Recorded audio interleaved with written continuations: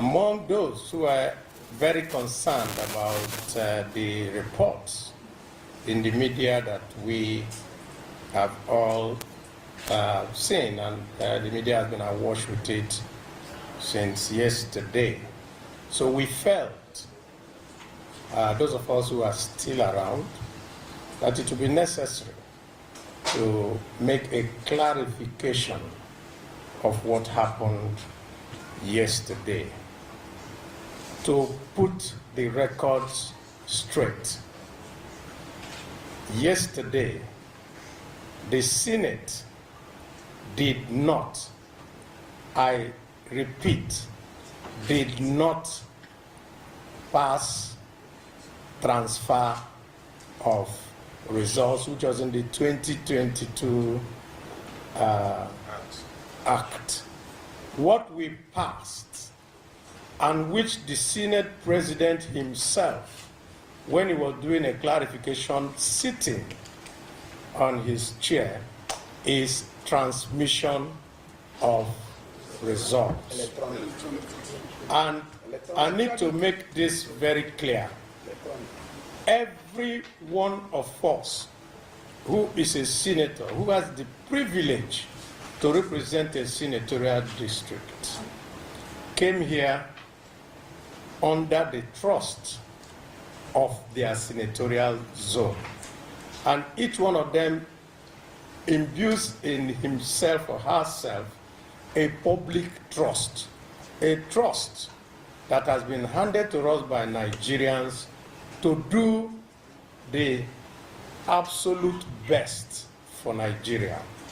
And when it now appears that we have been misunderstood in any way, that's why we said we will come here, each and every one of us this morning, including those that are not here, a vast majority of the senators, to say that this is exactly the process that we passed through to get to this point.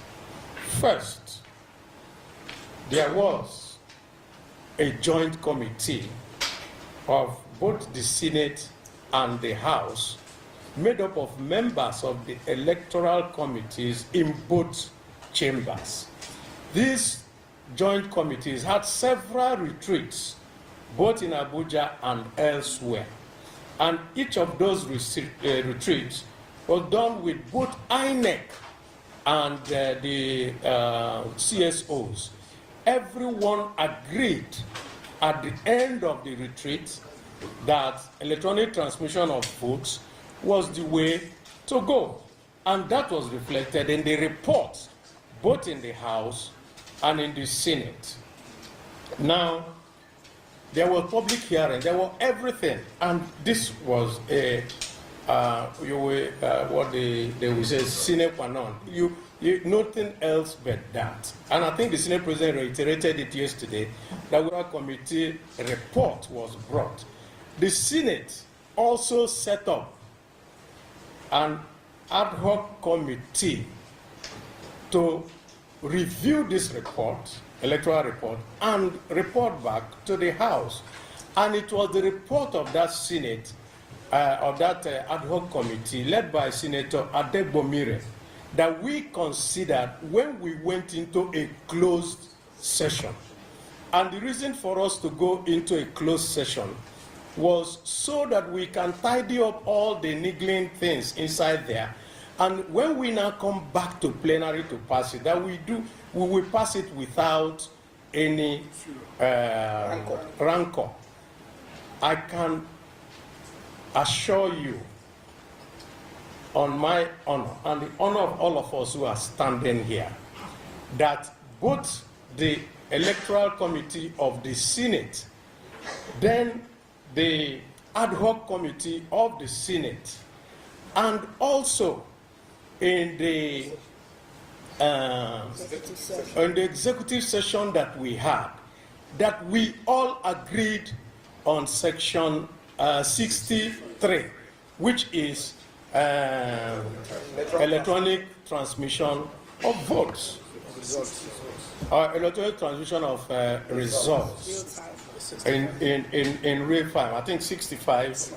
I think I have it here. I'm going to bring it when we finish and distribute it to you, what we passed. Now, at the plenary session yesterday, we also passed it. But because there was a whole lot of people walking around and people talking, so it now seemed that something was wrong. We went back individually to find out from what exactly was done, and we were reassured. And the Senate President, while sitting, and I'm sure you have the videos yourself there, confirmed that we passed the electronic transmission of results. And I will show you what we have here. Now, the Harmonization Committee was set up also yesterday because when the House version and the Senate version differ, because there were so many other things, including timelines, that now differ. You set up a harmonization. Those harmonization is what you use to make sure that you come to one single document which the president will now sign. So that is where we are at the moment. But I need to add one further thing so that Nigerians can rest assured. After our session, plenary session yesterday, we adjourned, but did not come back to pass the votes and proceedings. And that is our rule, and you all who are here, you know it. The Harmonization Committee cannot meet because the document that we use to go to the harmonization is the document passed by us and ratified by the votes and proceedings.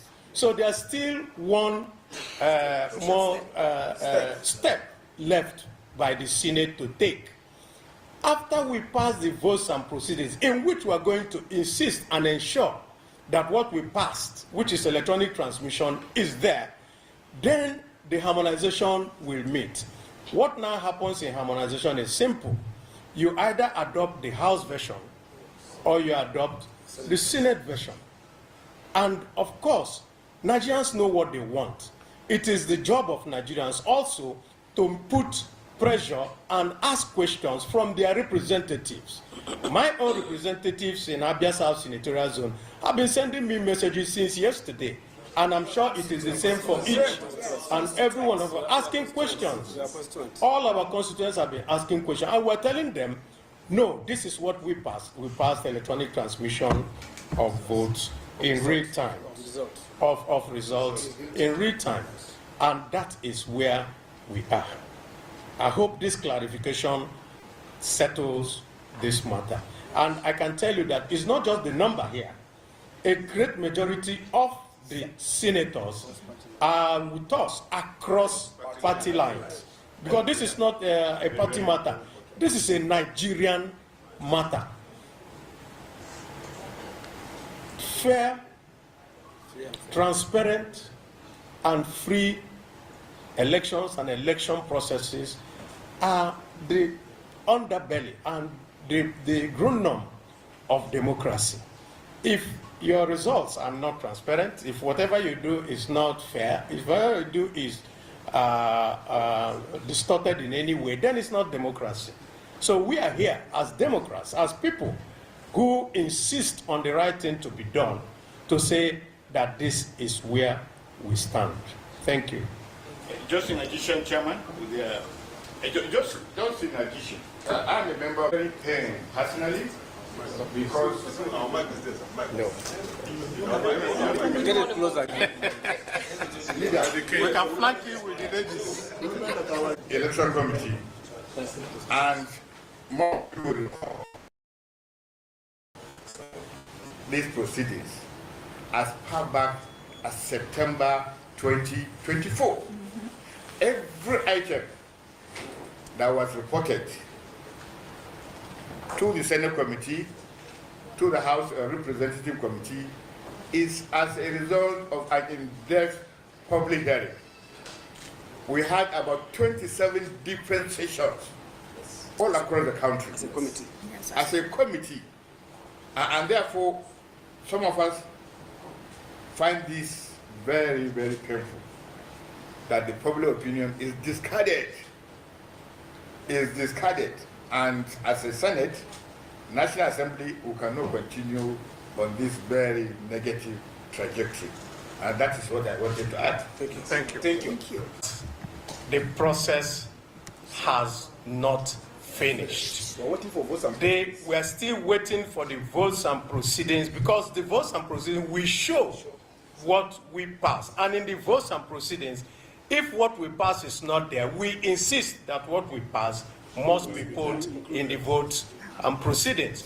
No ad hoc harmonization committee can meet without the votes and proceedings. Thank you very much. Thank you. God bless you. Thank you.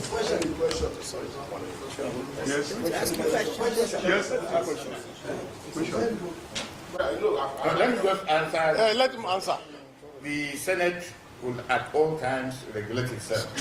However, what has been the process and proceedings is that a committee that has been sent out to do a job for the Senate will be seated where questions arising from that report will be put across to them. The chairman of the Electoral Committee was there. We members of the Electoral Committee were there. Some of the questions were not actually put to us to verify, to clarify, and to bring why those particular places are there. So don't worry about what happened. We can regulate ourselves, but we know the right thing must be done. That is all that we. Another committee recommended electronic transmission. Senate leaders have distinguished them. When I asked that, He was not smuggled in.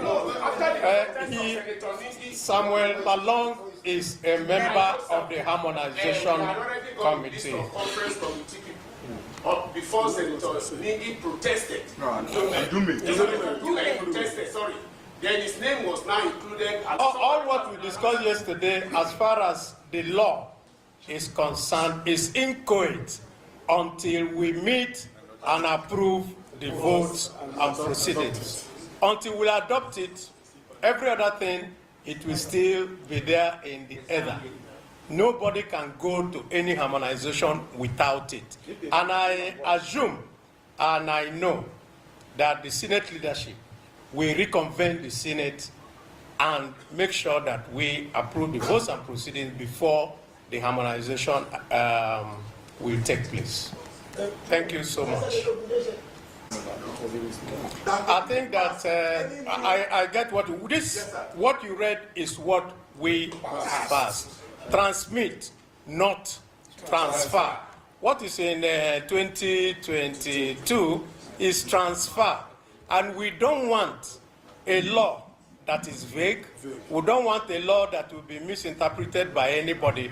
We want a law that is clear, concise, and can be interpreted by all, and that is unambiguous. So it is electronic transmission of results. Yes, thank you. I think we can end it here because we've done.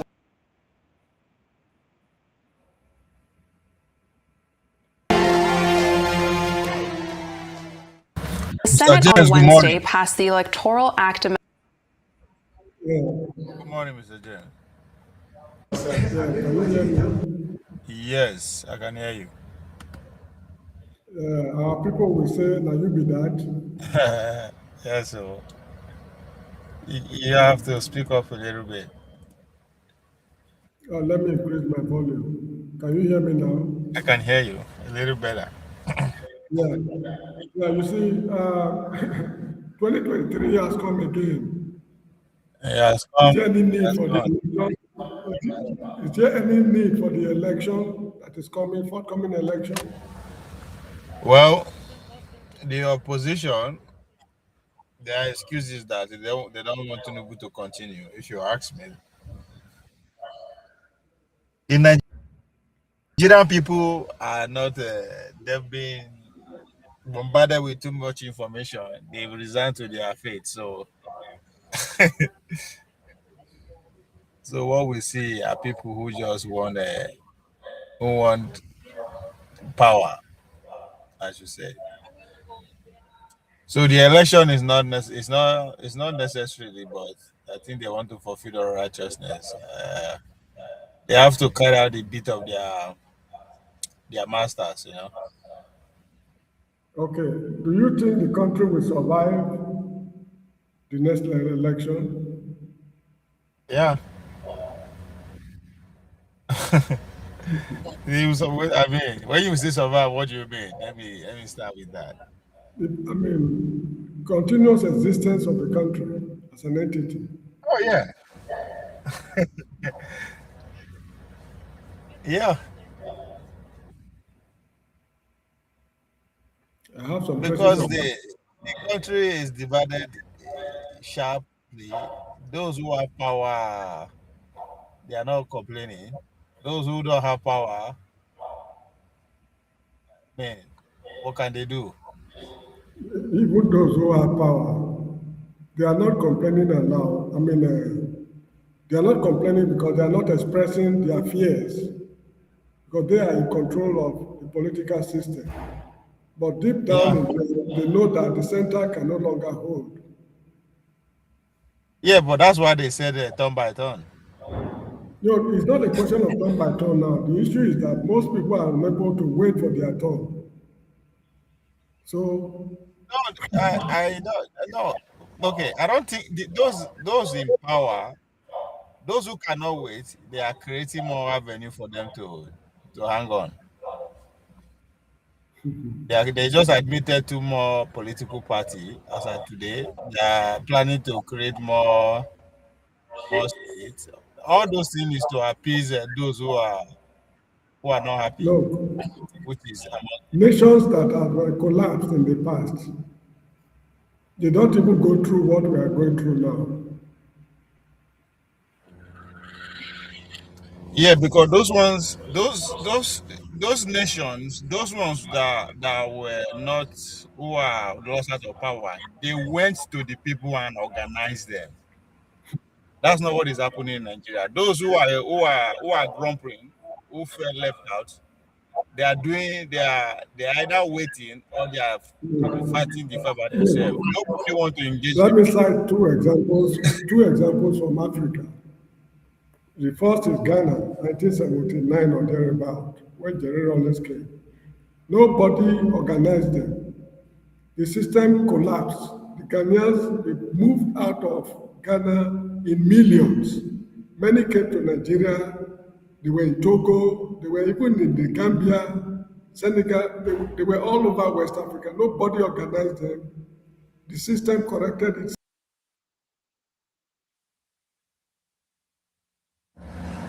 Yeah, this system is correcting himself. That's what I'm saying. That they are creating more opportunity and state for those who are grumpy. So that's the system correcting itself. I mean, I totally understand what you are saying, but you are not paying attention to what these people are doing. They are creating more opportunity for those who are grumpy. So just the likes of the Jerry Rowlands will not spring up. Just pay attention. Anybody who is angry, they will create more opportunity for that person, and that's it. Nigeria is a special case. It's big. The resources that we have is humongous. So they cannot. It will be stupid for them to fight over it because they will all lose. And as I said, the people, nobody is ready to organize the people. So the people don't have no idea what is actually happening. Because now, just look at this election thing. Those who know, those who know are going about it the wrong way, because they are approaching the same people who will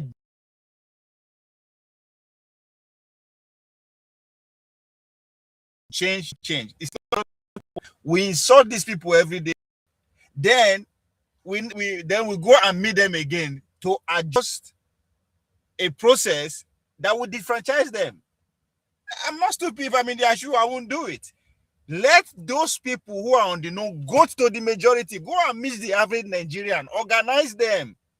and see if these men will not run away from the country. They will run away. What are they special? But because we choose ourselves, because few of us who understand the system, well, we just assemble ourselves, mobilize ourselves, and go and approach them. They'll buy those that they can buy off and finish those where they can finish. Mobilize the people and see if these people will stand, they will stand a chance. So that's why I said, as in what you are expecting to happen, it will not happen. It will not happen unless you don't understand Nigeria. If you understand Nigeria, these guys they are really happy. You don't need, all of them are private jets. Both those who are not in government fly private jets. Now only the poor people they run away. Poor people anywhere cannot change any system unless there's a relationship between the poor people and the grown to elite. But that's not Nigerian case. So as you can see, everybody is preparing for election. Everybody is preparing for election. and we all know the election is going to be rigged. Everybody knows. It's not that Mr. Jerry is gone. It's not that we don't know. Every Nigeria you ask today will tell you that the election is going to be rigged.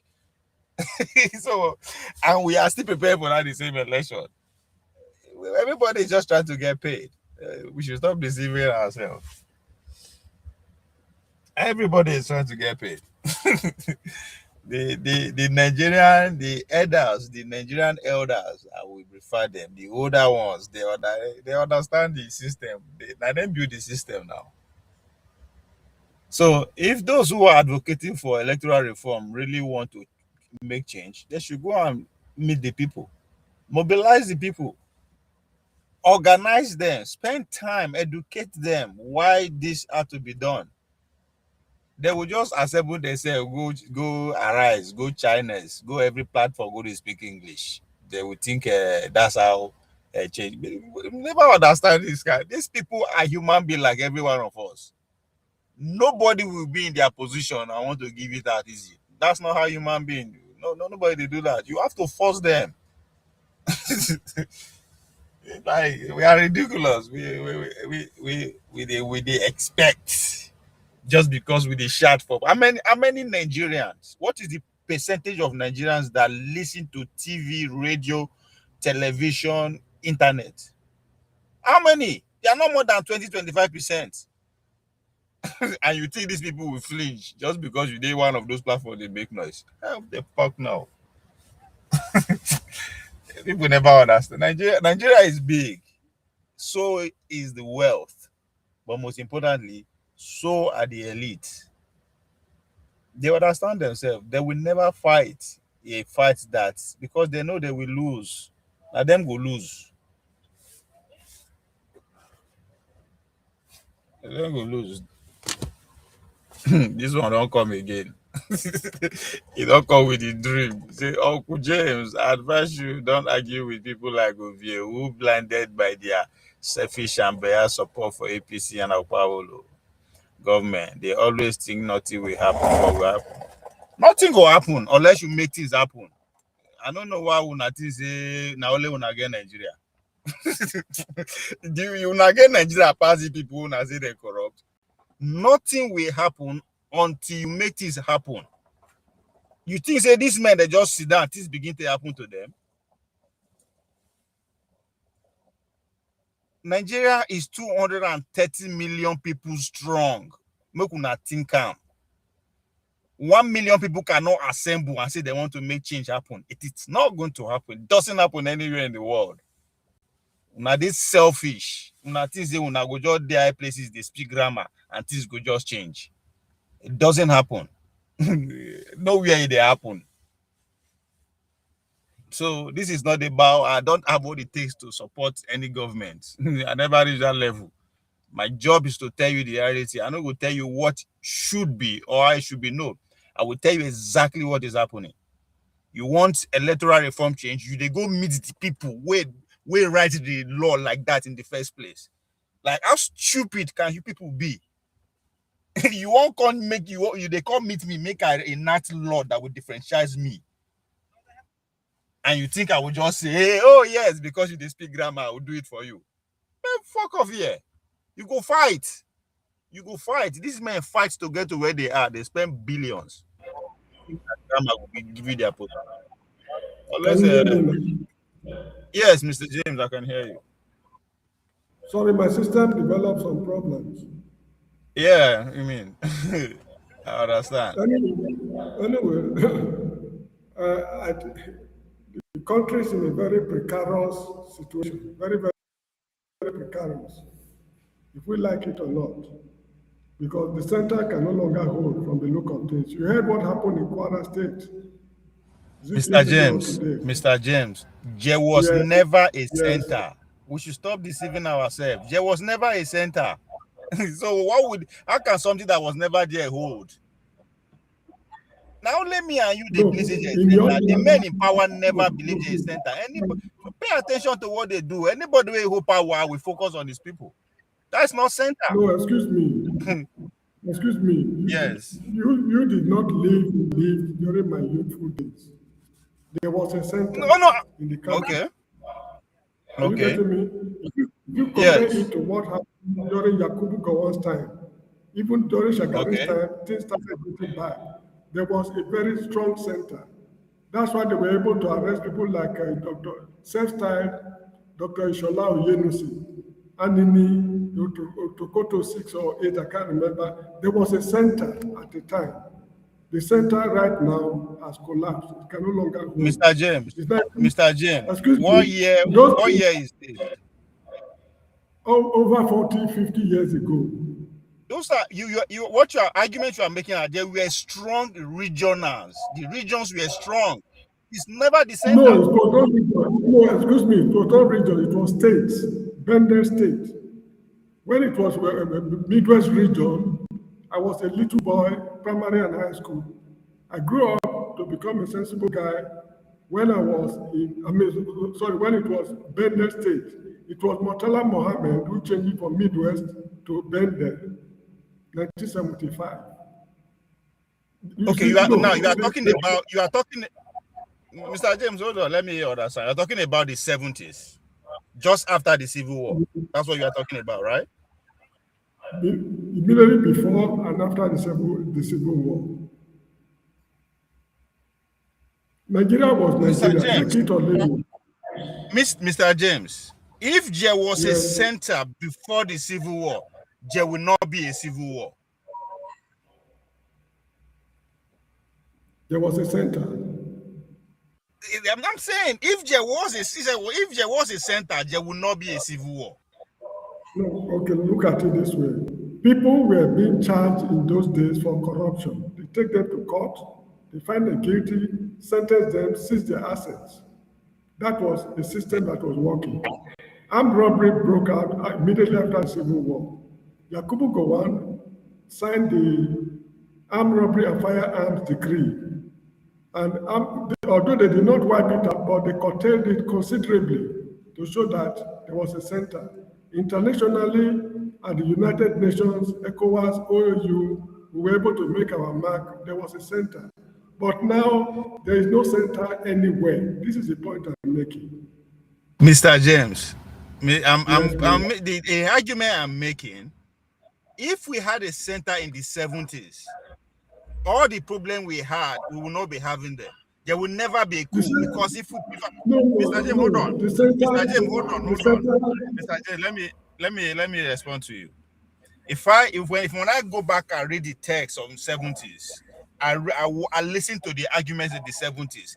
They were all complaining about the corruption at the center. Yeah, they every were talking argument about it. against the center was corruption. So there was no difference between now and then.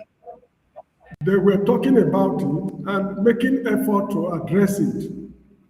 They made real effort to address it. You remember Fela Kuti? He sang with missing 2.8 billion and other. They were, cases went to court. Were they able to address it?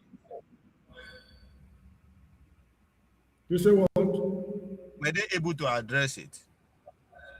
They did their very best to address it. For example, look, for example, in the case of armed robbery, when Shola Oyenusi broke loose in the West, Anini broke loose in Bende, what's his name? Okotoko 6 or 8 broke loose in the East. They were able to put things together, apprehend these boys, put them on trial, and execute them by firing squad. That is, one issue. And another issue is financial corruption. If you read Wole Soyinka's book, what's it called? The Man Died. He complained about corruption in Nigerian embassies abroad. There were cases, people were recalled from the high commissions abroad.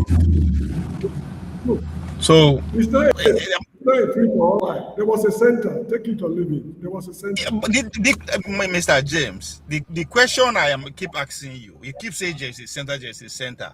Just like No, the way there was. We are not arguing. We are trying to clarify things, right? There is a center now too. Just like the complaint we are complaining that the center is corrupt, was the same thing that was happening in the 70s. That's what led to No. Let me see. Look, we are both from Bender State, former Bender State. Yes. Let me cite a clear example. Let me cite a clear example to show that there was a center.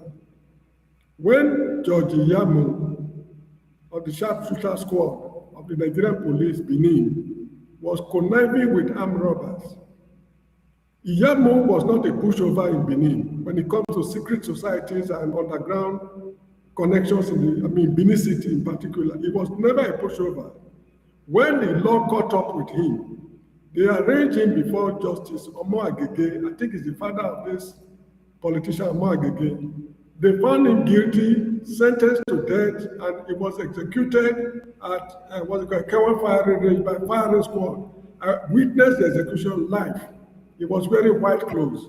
This was a very powerful man. Excuse me. This was a very powerful man in Benin City who was executed publicly. People like Ododo, sorry, not Ododo, this Kogi governor, what is it, Bello? In fact, yes, Bello, yeah, Bello. Uncountable cases of corruption going on right now. Nobody is being apprehended. Look, my friend, the center has collapsed. Let us admit the fact. The center has collapsed. If there was no center, Yakubu Gowon would not have won that civil war. There was a center that rallied the other part of the country together to fight Biafra. That center is no more. Mr. James, I think the comparison we are making is regards to progress. The only time Nigeria recorded progress, to both which me and you can agree on, was during regional governance. It is the death of regional governance that gave birth to that strong center they are talking about. It is that center that you are talking about that's still in existence. It was not even regional government as such. Look at University of Port Harcourt, River State University,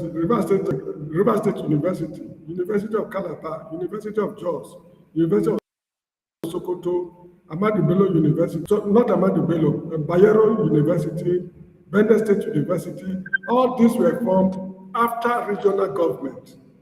Now look at petrochemical industry in Warri, it was after regional government.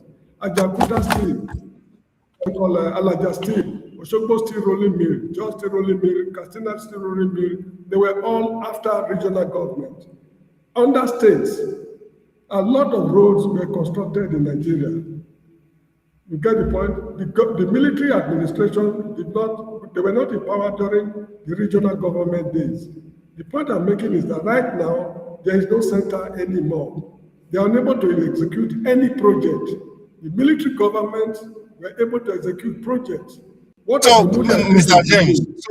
James, your argument is the system of governance, not the idea of center. It's the center. The system. Hold on. The era you are describing was during military era. So it was top command. No, not only military era. Look, this man was for Losho Ali programs on education. There was a strong center. That's why the man succeeded under UPN government, which was a civilian government. Now the Mr. government. James, Mr. James, the history we are talking about is not 300 or 200 years ago. We are talking about a few decades ago. So what you are saying is as if we are not talking about history here. We are talking about our reality. The center you are talking about was handled by military governance.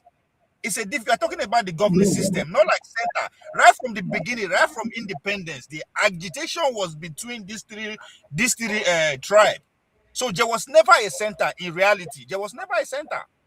Everybody was working for his own interest. So until when the military come and say, okay, this has to be done this way. So if you are advocating for that kind of authoritarian governance, I'm not against it. But to say there was a center that actually making it, no, there was nothing like that. From the beginning, from day one, if you go back to the 40s and the 50s, the conversation that we are having now was what they were having in the 40s and in the 50s. So I don't see anything different there than the system of governance that has been changing from decade to decade. There was never anything like that. That's why we have this conversation. We all agree that there was never a nation. If there was never a nation, then what center are we talking about?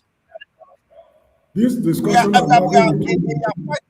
it is the center they are trying to build since the Civil War. Because pretty much that was the end of the regional governance.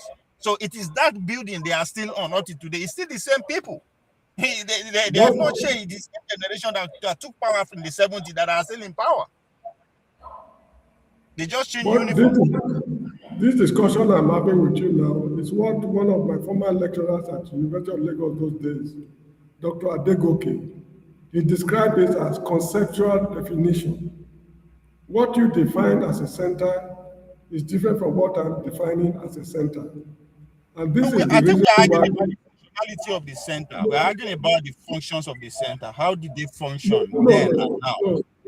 The issue, this is why I believe that truth, there's nothing like universal truth. Truth is relative. What is true to you might not be true to me. That is the world we live in.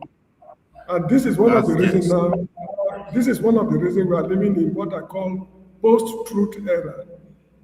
Because truth has become relative. So what you call a center might not be what I see as a center. I think we are both right and we are both wrong. So this is how I see it. I think the idea of truth has been relative since the existence of human. There was never a time that I said, oh. Some people will never agree that truth is relative. That's why, again, if you have to look at the state propaganda media in a way, they kind of know what they are doing. The primary reason why they have a state propaganda is to have a unified conversation, even if that is wrong. Because they believe that if everybody actually wants to hear his or her own opinion, there will never be a coherence or coexistence. Anyway, one thing is certain. I'm in doubt if Nigeria will get out of this problem. I think first of all, we have to define our problem. What is the problem we are talking about? Because Nigeria is a big country. People don't understand how big the country, because there are two things at play at the same time. There's a difference between the Nigeria and the politics we play. There are two different things. So until we understand the differences, people who are not inside will keep believing that we are not making progress or things are not changing. Things are changing, but in the next 5 years, you will see they will create more states, more. That's to give the avenue to those who are not. Excuse me. Progressive states of the world. Is it the kind of things we are discussing that they are really after? And you call it progress? Creative states, what does that mean? We cannot discuss where we are not. This is where the conversation we are having represents where we are as a people. The conversation we are having. So represent where we are as a society. This is where we are. So we cannot be comparing ourselves to other nations because they are having conversation based on their reality. Anyway, This is our reality. personally, I believe the country has expired.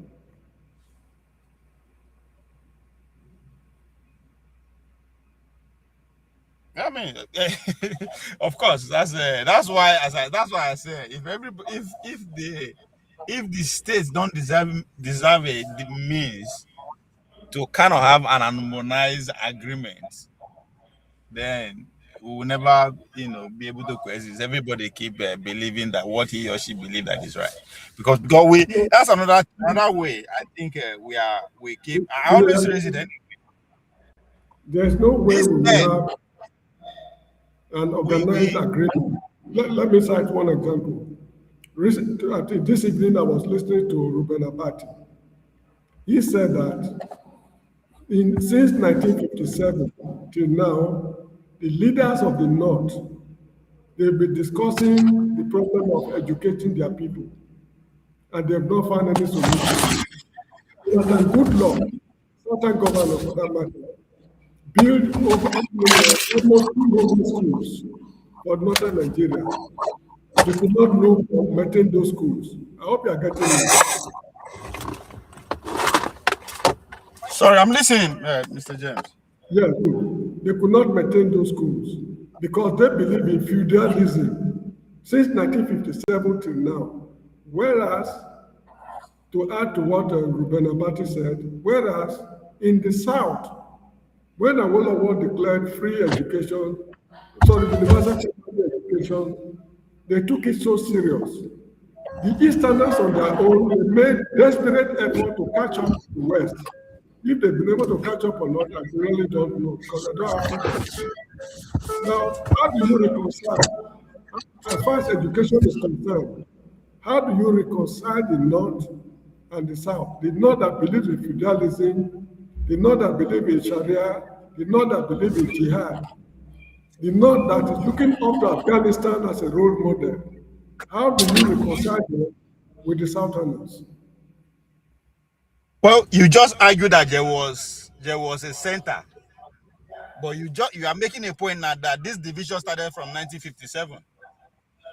So what was this? Well, the center you talk about, see, you hear my argument again. You are worrying about the wrong thing. We know why I said that. We keep paying attention to what doesn't matter, because the issue of lack of education, as we always like to classify it in the North, we always focus on one side of it. The negative effects is doing this, is doing it. But we can't cease to look at the other side of it. Because what is happening is not a result of incompetence. No, it is deliberate. So if it is deliberate, what is the goal? The goal is to consolidate power. Because I don't seem to understand this idea that the North are not progressing, they are not getting anything. No. But in the same vein of argument, we say, oh, the Fulanis are taking everything, the North are governing everything. What are we missing between these two arguments? We say they are strangers. They came into that space as strangers. But today they are having 19 states. But tomorrow, and we still saying they are not progressing. So what is progress? We complain that the Fulanis are in charge of the governing structure, and we say they are not progressing. What is progress? Look, when we talk of progress, we mean when you talk of progress,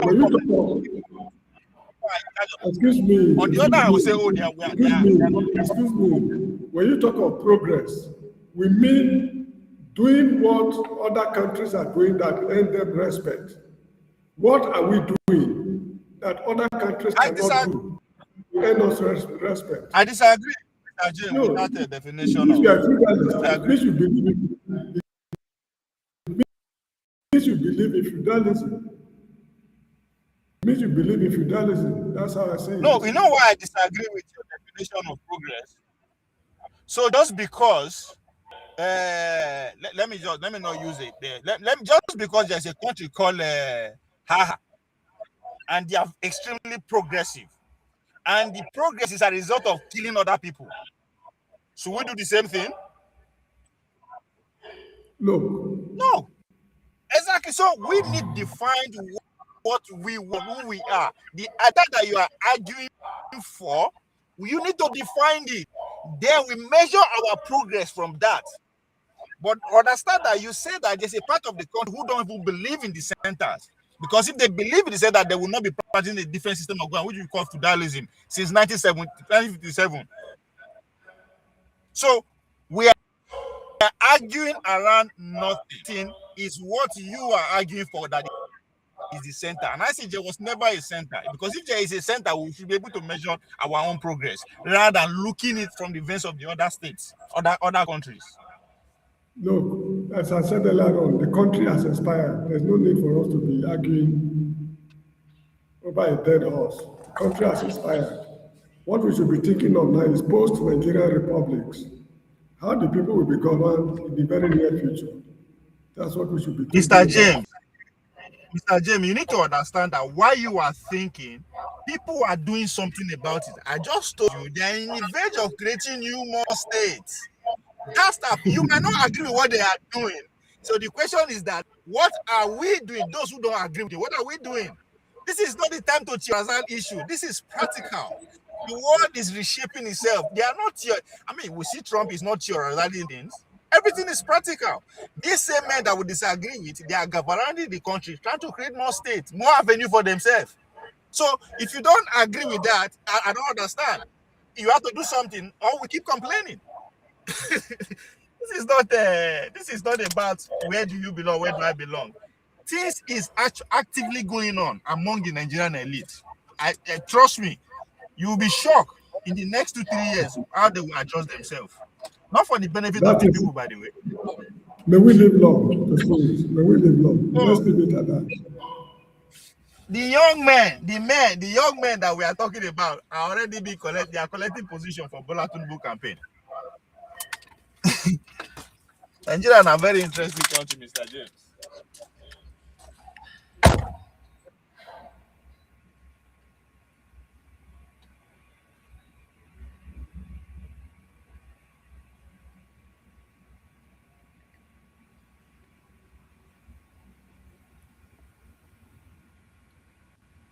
Are you there?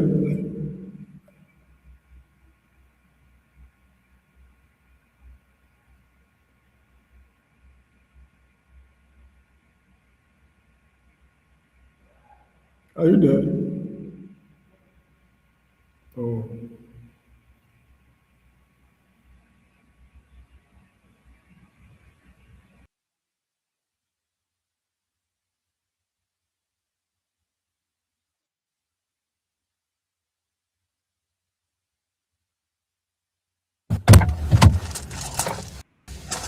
Mr. James, I'm here.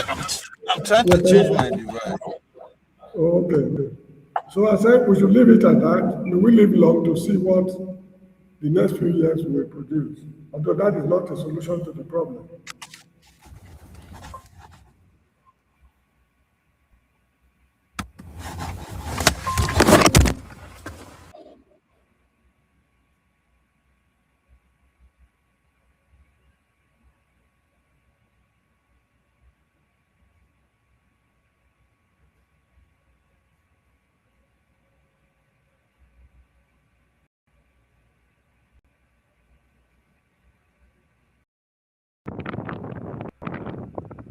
Mr. James, sorry. Yeah. Can you hear me? I can hear you, so I'm trying to. Can you hear me? Mr. James,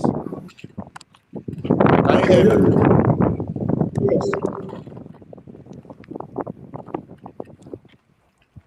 Hello, Mr. James. Yeah, I can see you and I can hear you. Can you hear me? Yes, I can hear you. Let me show you why.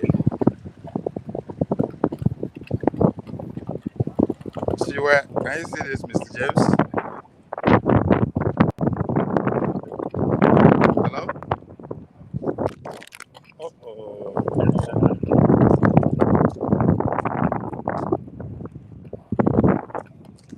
Can you hear me, Mr. James? Yes.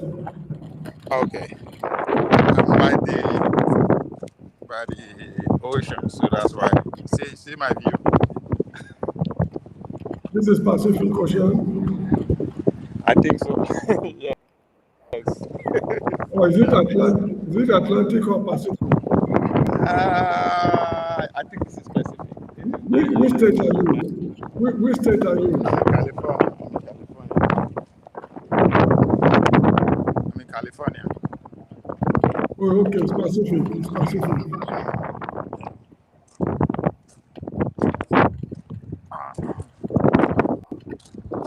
So you see, Mr. James, I think you believe so much in the people that you see around you that party themselves in the name of they want to bring change.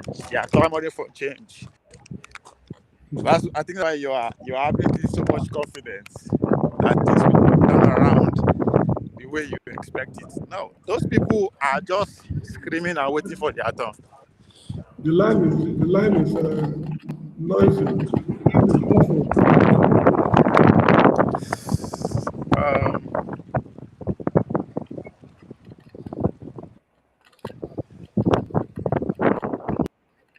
I carry my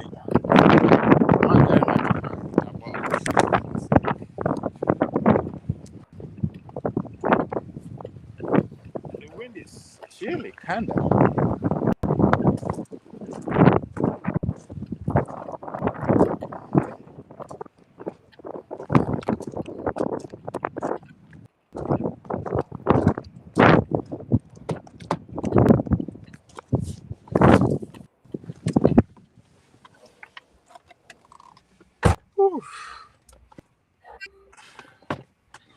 Can you hear me now? Yes. Yeah. So,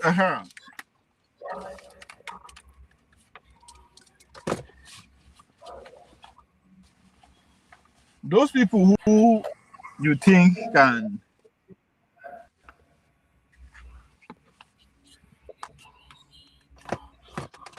in a better position to act according to what you are saying, you are misreading them. All of them, every one of them, they are seeing space. Everybody every Nigerian that you see alive today, I don't care where that Nigerian is or reside. Let me tell you one thing.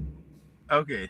I have no iota of confidence in any of them because since I was born, I've never cast my vote. Okay. So right? No. There are millions of people like that.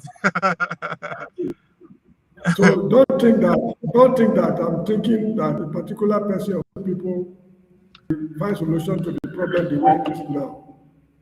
Yeah. So that's it. So then, what are you envisioning then? How do you think the country is going to go?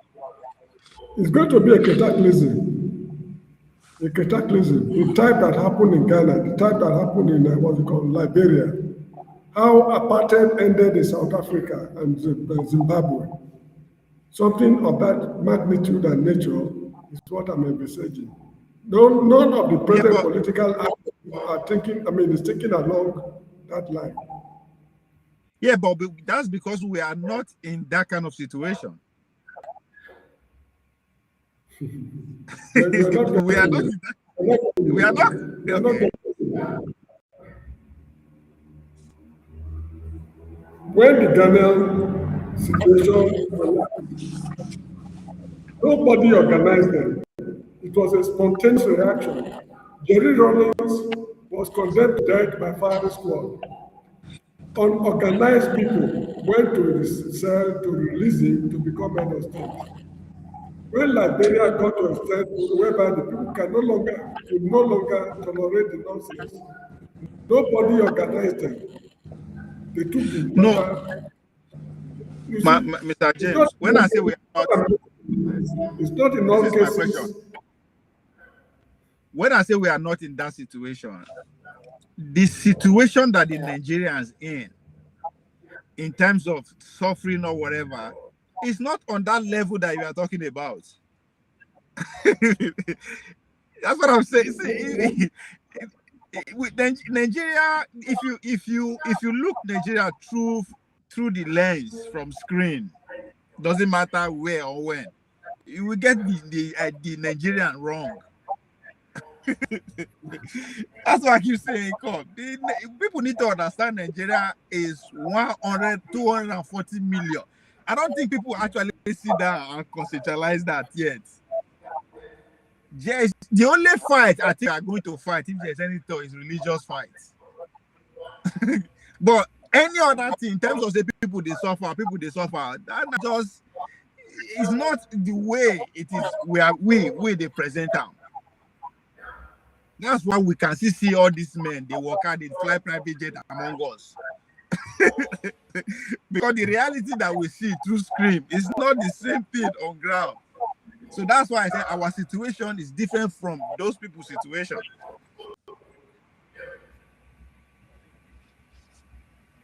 Mr.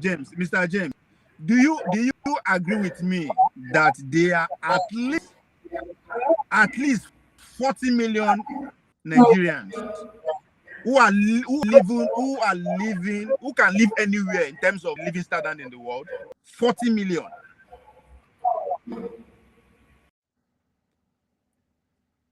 40 million. That's the number of one country.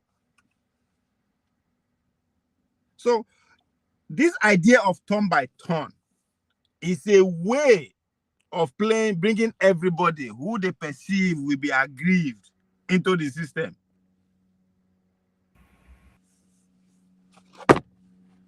So as corrupt as the system is, Nigerians see opportunity through them. So that's why I say, if to say there are no opportunity at all, there are two opportunities here in the Nigeria that we see. Those who are in a position to challenge the system, to mobilize, organize, to do something to the system, have two options. One, not to come up for the country. Two, if I scream, if I show off enough, they will accommodate me in the system. Three, let me challenge the system. And trust me, Nigerian weigh those two options first. The first two, leave the country, let me just be patient enough, I will get something. Before they think of, okay, let me go after the system. That is the Nigerians that we have today. That's the Nigerians we have today. So the people who are living in the country are people who are actually what it takes to actually challenge the system. But they move, or then they indoctrinate some into the system.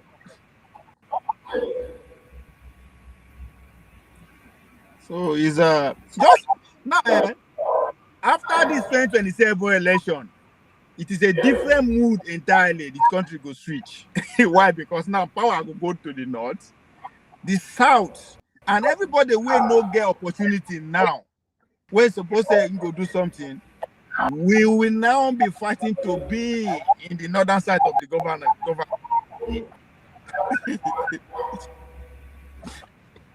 So I was studying Nigerian demography. I studied both from the elite, the poor, the rich angle, both from tribal angle. No, we fight because of tribe again. We are past that stage. Nigerians cannot carry gun against themselves because one person are one person are able, one. That's not going to happen anymore. We don't pass that stage. We don't do blend. The only time we can carry gun against ourselves is by the God we serve. Your God is different from my God. That's it, which is the religion aspect.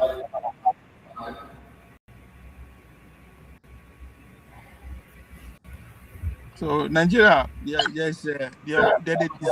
discover more wealth every day. There's more wealth every day to go around. So these people will not let the state go to that level You that see, they cannot lose out.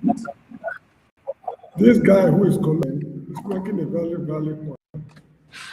January 1966, Yeah. people were talking the same way you are talking right now, but they couldn't stop the time. No, but the Nigerians, okay, go Let ahead. me finish. When when there was Moshood Abiola crisis started on June 12th, on June 11th, if a prophet had prophesied that this is what I'm saying, Babangida will step aside. They will tell you, forget it. It's a Maradona. It's this, it's that, and that, and that. But what happened? A situation whereby just one tribe, Yoruba tribe, was able to force a military head of state to step aside. Nobody foresaw it before June 12th. And not only that, let me finish. Not only that, if somebody had told us that two men from one tribe, Olufalaye and Obasanjo, will be the only presidential candidate in an election in Nigeria, people will tell you it is impossible. But development made it possible. Two men from one tribe, Olufalaye, former secretary to government, and Obasanjo contested the election. All the other 200 and something tribes withdrew. Give them what they want. Let us live in peace. So what will happen tomorrow, you and me cannot predict it. This is the point I want to make. Yeah, but Mr. James, I think everybody sees things different based on their reality. Babangida leaving power in 1992 has nothing to do with Nigerians, has nothing to do with any tribe, everything to do with what America wants. All the protests, all the mobilize for democracy were all financed by USAID. We don't pass that stage.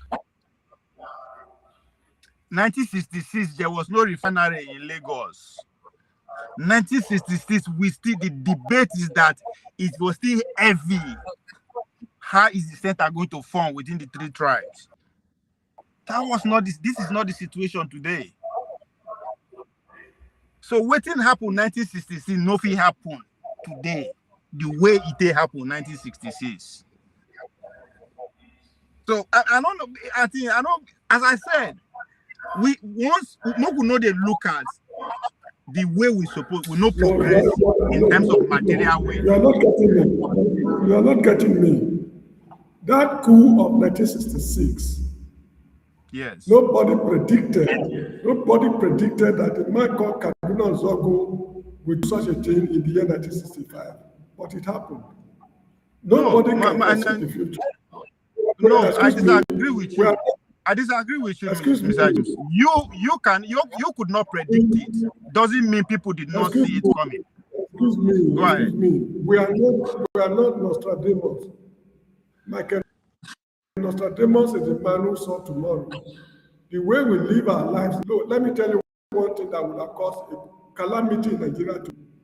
This military coup that was foiled, this plan that was foiled, if they had succeeded, I agree with Mayegu.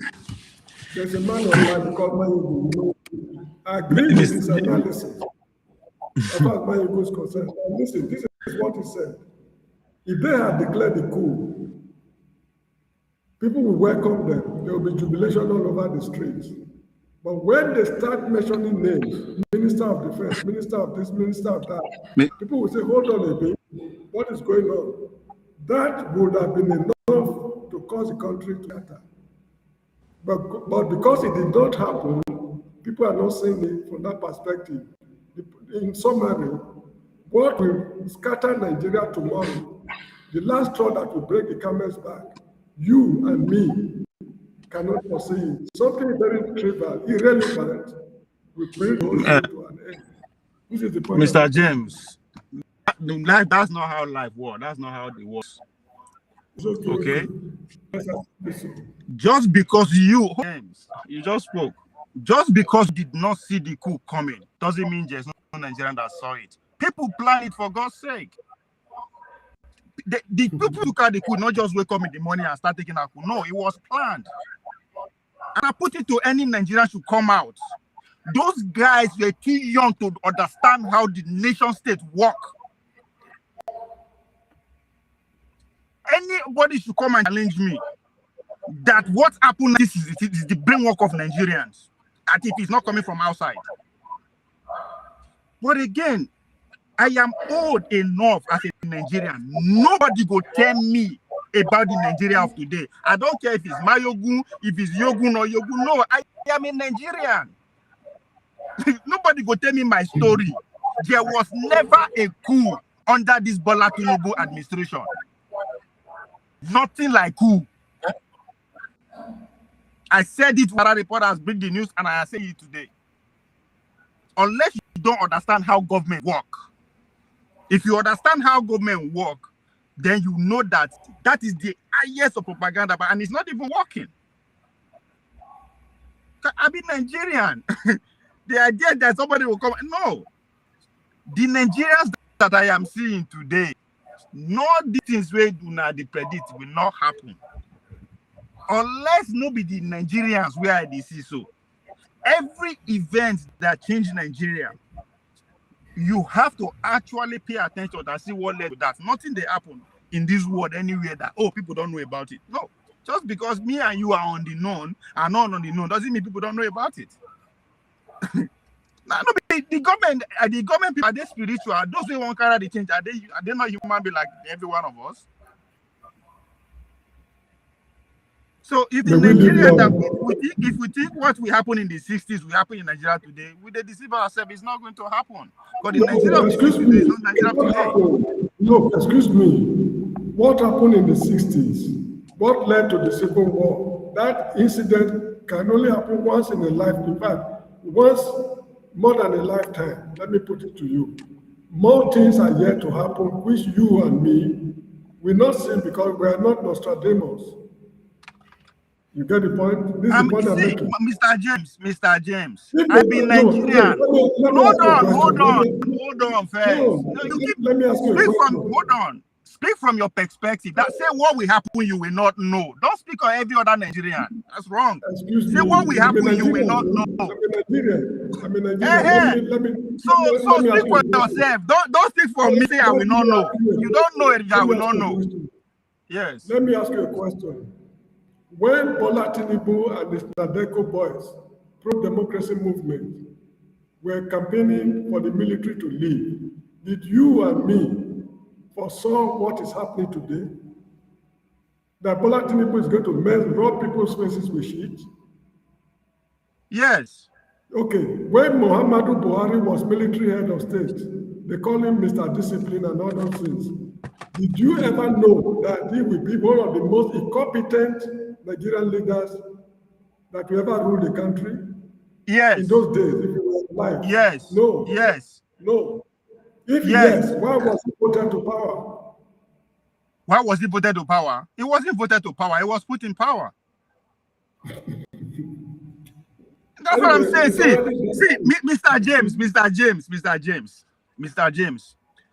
The APC primary election took place in December 2000 and when was the first 2014. Before the primaries in Lagos, I said Buhari will come and set us back 30 years economically. That was before they gave him the ticket as a candidate. Again, Mr. James, everybody know be the same. This is politics. In politics, consistency is dumbness. Because if you look at the definition of being consistent, it means that you are being still. No, I don't expect anybody to be the same. So I know they say, oh, this person, they can't do this. No, there's no Messiah anywhere on this planet. There was never a Messiah. I'm not that naive. Say that they vote person in. Who they vote person in? Who cares about your vote anywhere in the world? Nobody cares about your vote. They don't elect presidents anywhere in the world. Presidents are selected. So I'm not that naive, Mr. James. I understand how the system works. That's why I say, in terms of Nigeria today, nobody go fit tell me what is happening. I mean, I'll be part of it.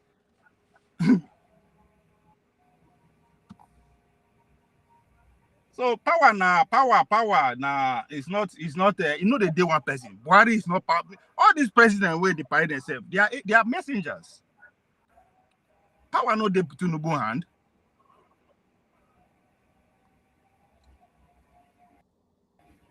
So I don't look at individuals.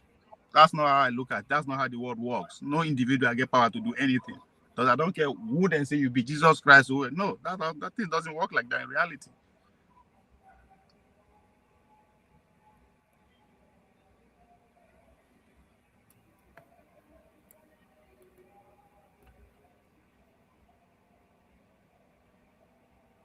So one is also need to understand that in politics, stupidity is not handicap.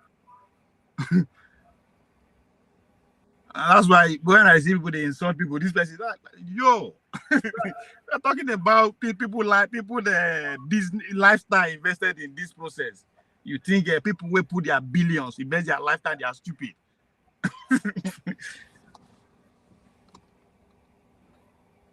So again, 1992 ended the way it ended because of USAID. 1966 happened the way it happened because of USAID. So not be today. Those guys who carry out that coup, they have no clue how the nation state work. They have no clue. Now scripts then they follow. So the only time Nigeria achieve, if we want to say physical progress, we have to look at the governing system.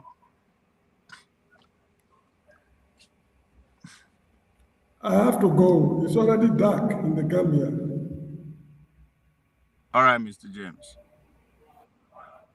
Thank you very much for the time. So maybe tomorrow we'll meet again. Merci beaucoup. Yes, sir. Same here. Thank you. Good night. Good night.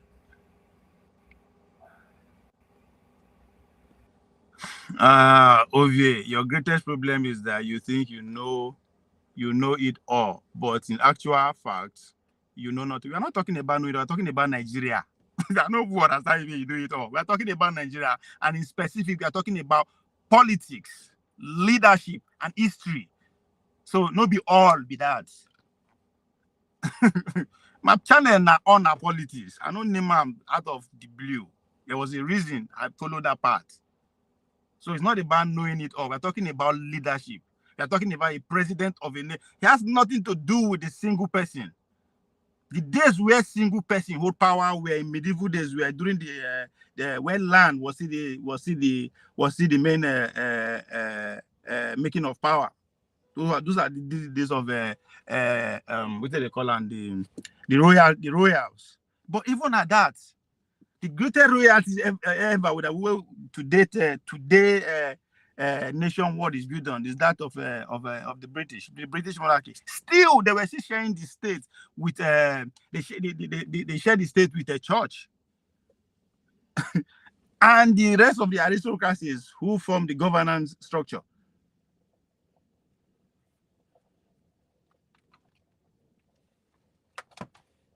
So if we think people just wake up, just they get, that's not how life works, my brother. People, any change way they see, now people make it happen. They worked on it. So just because you are not aware of how it was done or led to that point, doesn't mean nobody knows. For God's sake, now people plan them. Now people's idea. Now people's idea. I don't they talk since 2014 that the Nigerian state will be disturbed before 2027. How? I don't know, but that doesn't mean say okay, you go no. Because the changes where they happen, but they are what because we today insult all these our leaders who think they are stupid. They are not stupid. They are some of the most smartest human fucking beings in our midst. That's why they are in position they are. You, Nathan, you no go invest your money on person that you think is stupid. You will not do that. So those men, billionaires invested in them. Are you more smarter and have more stake in the system than they are?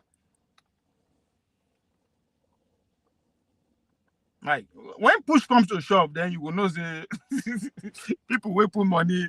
The limits to which they will defend that their interest is no bounds.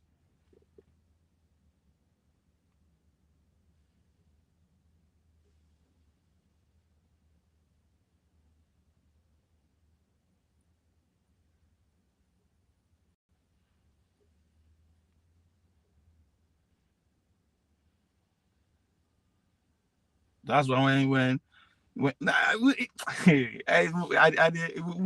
you understand how the modern system they work, how power moves around, then you understand say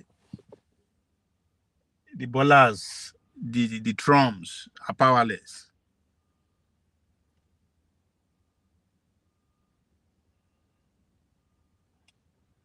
According to Napoleon, Bonaparte.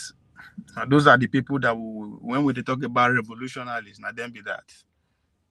Say that in politics, stupidity is not handicap. So it means that lack of intelligence, poor judgment does not necessarily mean prevent someone from achieving success, power, or gaining support in the political arena. So if one thinks these people where they party themselves, they will sabotage their own progress because they one platform, one TV, one street they shout. Okay, you never start. You never start.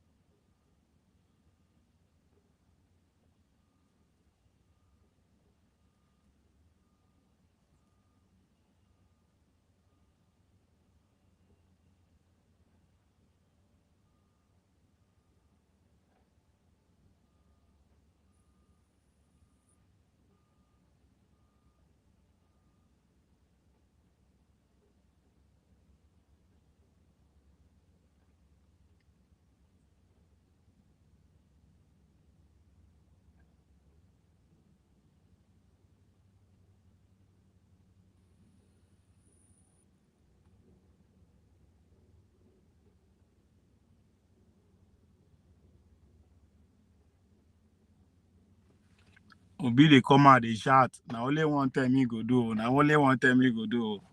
People don't understand what it means when he say that. It's literally telling you that the rules that have been set by those that came before him are to be respected. A turn by turn. And I acted and I spoke against that in 2023. That waiting una they shout so. Now no understanding they lock una self. Now brain work. They force una to even demand for what we favor them. And when they see the things in Nigeria go, like we should stop seeing these people from the lens of insult. No, these people, first of all, they are not acting based on their understanding and intellect and wisdom. No, they are bidding other people's bid. To elect a senator today are billions. How many of them be billionaires? So people are footing their bill to go in there and speak for them. And ladies and gentlemen, it's not me and you who are doing that. So if we think that these people we go as far to screw the system as it is now up. We go waste time. The only way any change can happen is if you actually recruit the people and go for it. The whole country agrees say now rig the election 2023. See now the whole country don't they warm up again for another election. As if when they just tell us the election will go day tomorrow, yesterday. The day you casted your votes, you didn't know that day is another election day 4 years time. It's like running the 400 meters. As you bend down on your mark, right there and there you could finish, but you have to go around the track. You have to run around the track to finish. But now there you bend down when they say on your mark said, your takeoff point is your finishing point. It takes a lot to understand what that means. That is what presidential politics is about. It's like 400 meters. It's like Olympic sports. You know, prepare, you won't win. How? You people just they shout revolution. You have to work for revolution, not like mathematics. 1 + 1 2. This is equals to that. Nothing like is happening. Just because people they come TV, they shout, say they are being marginalized, they are hungry at that. Then I'll come they say, oh, assist is not operational. that's gonna change. Visit your dealer for... Shut up. That's gonna change. Ain't gonna change. These people are on the move. By the time they finish the next election like this, and it is obvious that the same thing that happened in 2023 happened. That's what is going to happen. They will roll out the constitutional amendments that they are working on. What will get one state. Savannah will get one state. Everybody go get quiet. They go begin wrong, go to new state to go take position, to be governor, to be senator, to be this, to be that. But people cannot see that they shout for revolution. That, my friend, is a revolution.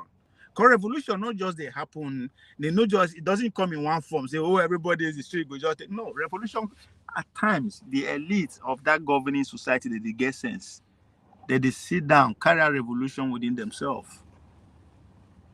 I agree when Mr. James said what happened in the 66 can never happen. It only happen once in a lifetime in society. Yes. It's to bring the state. What happened in 66, the coup, the civil whatever, is to build that center that Mr. James was arguing in favor that there was a center. That's exactly what America went through in 1863. You see the Civil War. It was against North and South. Yes, at the centerpiece of it is slavery, because slavery was heavy in the South. The North was heavily in the modern industry. And the South dominated the political center because of the money they are getting from slavery, free of charge. So they are powerful. It takes a civil war to bridge the two of them. We did that. We go fight again. But now religion will make us fight. Not because outside Igbo Yoruba no like themselves. We don't pass that one. We have reproduced ourselves to a point that now existential threats could make us, and I go make us go that route. At this point, we are not facing an existential threat. The media, they are just trying to build the center, the ideology that will lead the center, the economic, everything that's what they are fighting on. And the fact that there is nobody going to the people to educate them or to mobilize them or to organize them otherwise, nothing. They will carry out the revolution within themselves. So now people where they street, they shout electoral reform, and then they don't understand the country they belong to, and most importantly, they don't understand the political system that they practice. Nobody tell politicians to change laws that they set. It doesn't happen. The only way it happens now when you mobilize the whole community. The majority of the people have to be with you. You go wake up today, they insult all the legislators, say they be fool, they are rubber star, they no get said, they be mumu. Then you wake up the next day, say you can't go, they made they change rules that will endanger them. Make that make sense, and you no get gone. And you think they will listen to you because you the job from Arise, Channels, CNN, the up and down. Go fuck yourself. That's what they will tell you. Go to the people that they claim they represent.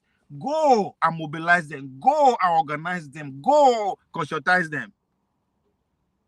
Instead of you and your grammar-speaking friends that they gather for studio or they carry noise and placard for Abuja, go and invoke the villagers and see if that change that you are searching for is not there.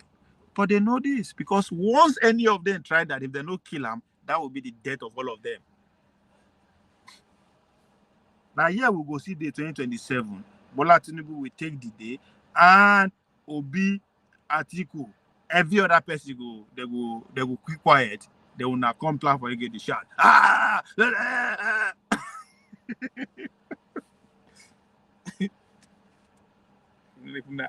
I've been saying this. It's my time to have fun. I don't do things after the election. I said, we could not forget Tinubu, Chicago. What are y'all doing in Chicago? The whole world has recognized the man as the president. Who the fuck do you think he is? Come. You have to capitalize, especially the Obi. You have to capitalize on what Obi has done. Obi has able to brand the name to a point that anybody can actually go to streets and mobilize and educate and inform the people under Obi's name.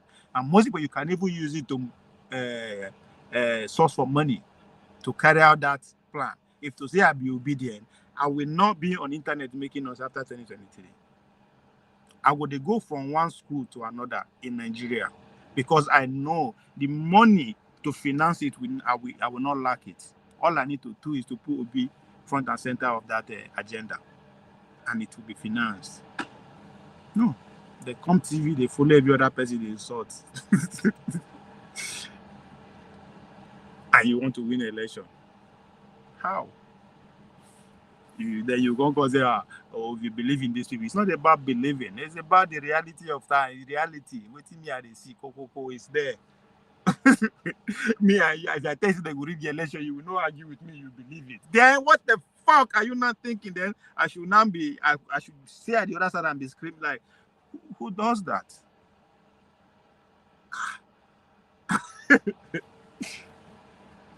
Mr. James said there's no need of organizing the election. I agree.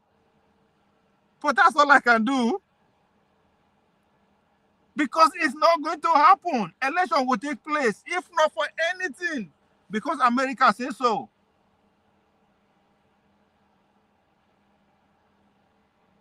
So I am a realist. I don't waste my time. They think of no. I follow action. What is going on? What are people doing? Dr. Shena Chidi, that guy came on Dr. Damage 19 Africa. He said it. The only person that is ready to contest is Tinubu. I've been saying it for the past 2 years. If you say Tinubu no go win, who go win?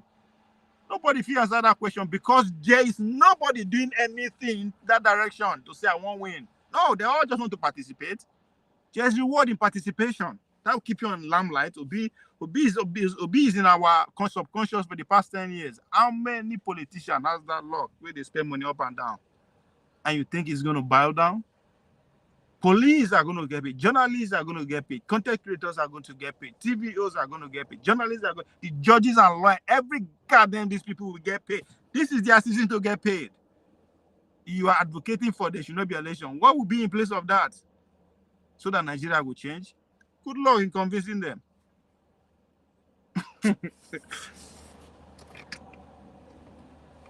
No, and the funny thing, Mr. James, I said no Nigerian will disagree with you to make election no hold. That's the beautiful part. Even the president that is contesting, I swear to God, if you meet him one-on-one, he will say yes, the election should not hold. But with that be the order of the day. No, now they don't electoral reform, they don't tell them now. I don't even know when they back on this stupid noise of electoral reform. I say now they are just wasting their time. I remember now what's his name?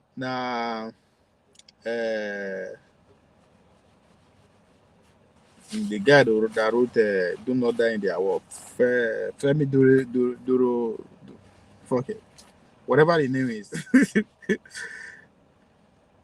I tell him, I said the guy they wasting time, and it was Ferrari that went hard on me. Say, me I be enemy from within. I don't know why would I like to deceive yourself.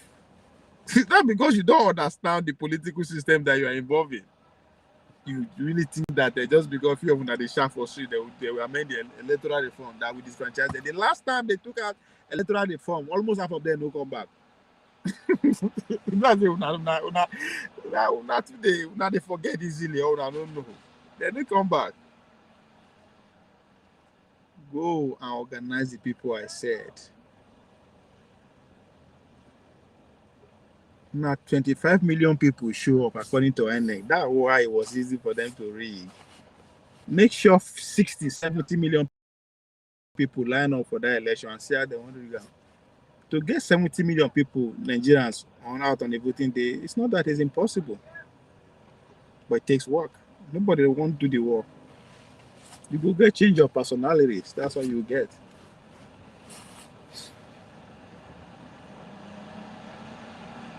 So, again, history, they happen. Now people, they make and they happen. Just because you don't know, doesn't mean say nobody know about it. How can you say a coup that was planned and you say Nigerians don't know about that? You don't know about it. That doesn't mean Nigerians don't know about it. It was Nigeria that involved in the coup.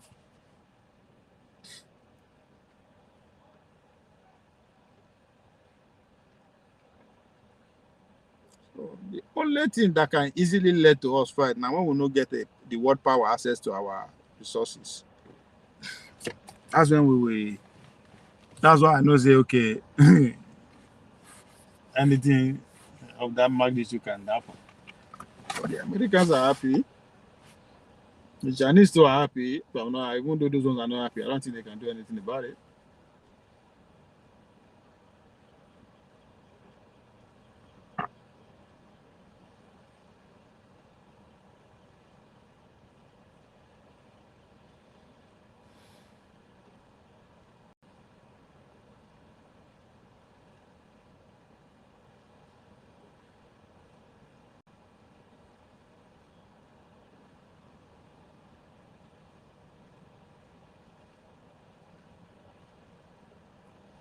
And war we do. That's how these people are approaching it. And in war, the end justify the means. That's what those senators tell you. Now carry war, go give them. When they want me, then take on our side. That doesn't happen.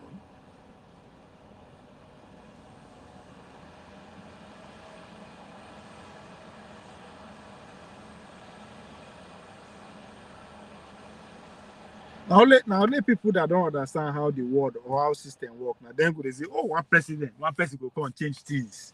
One person will come and change it. Like how as in where they happen?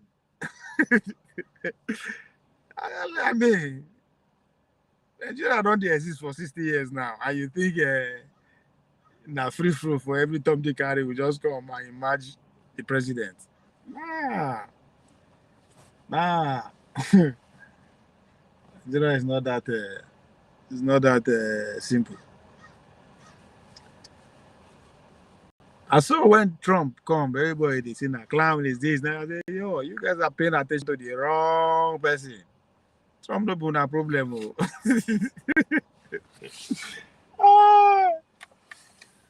Don't come. They don't use Trump blind with an eye. The same thing is going on.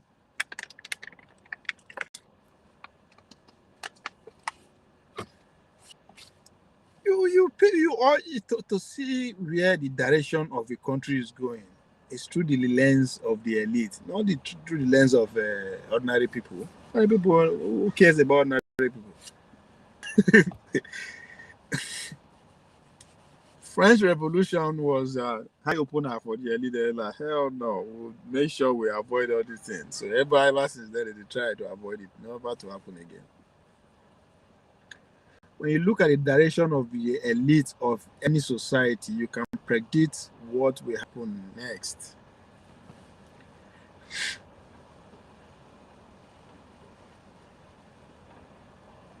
The military guys who took power since the 70s are still in charge.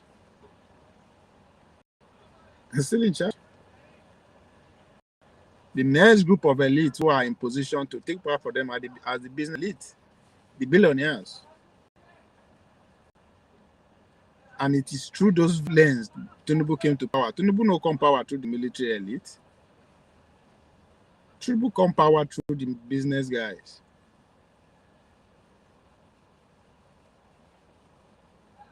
So what makes you feel that you are more Nigerian than Mr. James? That was not the point I was making with that. I was saying that when it comes to Nigerian matter, especially the contemporary Nigeria, especially when you focus on the Fourth Republic, I'm not going to listen to any journalist now or any historian. No, why?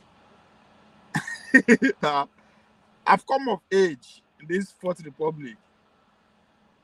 I can tell you vividly everything that transpires from Obasanjo time down now. Nothing where you could talk about Obasanjo where you go, no. That's what I mean. So I am a Nigerian. No, they tell me about me from another person's viewpoint. It doesn't make sense. Tell me if you're a Nigerian, let's have a conversation one-on-one. No, they tell me say one person say this one. No, like I'm not a stranger. I'm the Nigerian that people talk about. I am corrupt Nigeria. I am the good Nigeria. I am the most educated Nigeria. I am the educated Nigeria. Whatever Nigeria you say, whatever you say about Nigeria, now me, I like you. So why will you be telling me about my history, my experience? You quote another person and you won't make a listen to that. Like how? So that's what I mean. I would say I tell KJ when he tells him be journalist, No, they tell me as a journalist, no, they tell me waiting odd people they there. You know, I'm in Nigerian. Yes, nowhere for Nigeria where I have to make 2 calls to get to. Now one phone number will get to every issue that has to do with Nigeria. So why would I be listening to Nigeria, the contemporary Nigeria from some other person, from a third party? If you cannot tell me. You're not talking about the Nigeria of before I was born. No. I'm talking about Nigeria of the 80s and 90s. Just like that's why when people they send me videos. This is what people they send me video of what a stranger is saying about Nigeria, and you expect me to actually listen. Like, what the heck? How? It's like me telling you your story from another. Like, it doesn't work like that. You're gonna tell me, say, this is what is happening, but like, no, you can't tell me. You can't tell me. You can tell me directly. This is what you experienced. This is what you saw. This is what you partake in. And listen. But no going to tell me, say,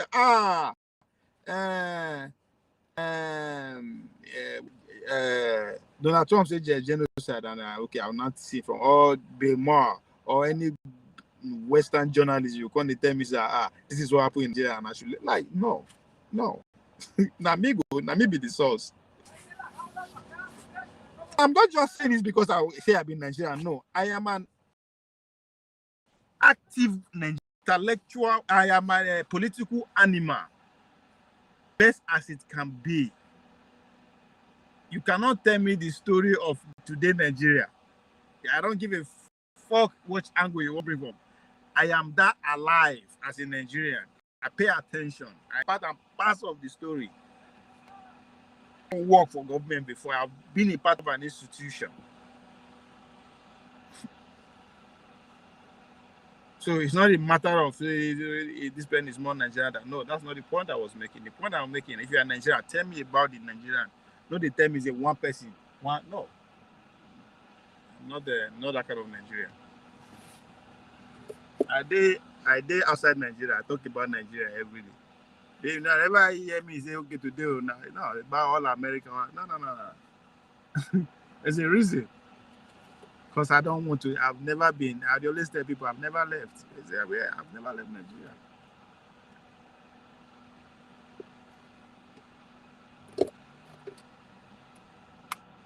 So that's what I meant by what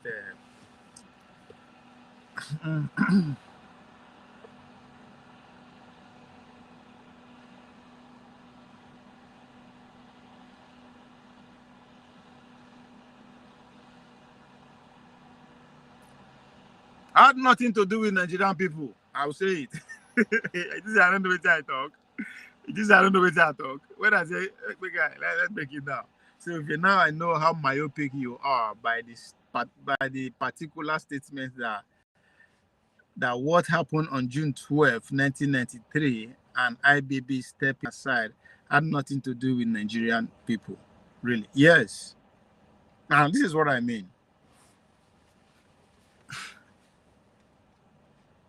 The pressure, right? All the think tanks, all the NGOs, all the civil societies, all the medias that were mobilized, organized, that literally form the basis of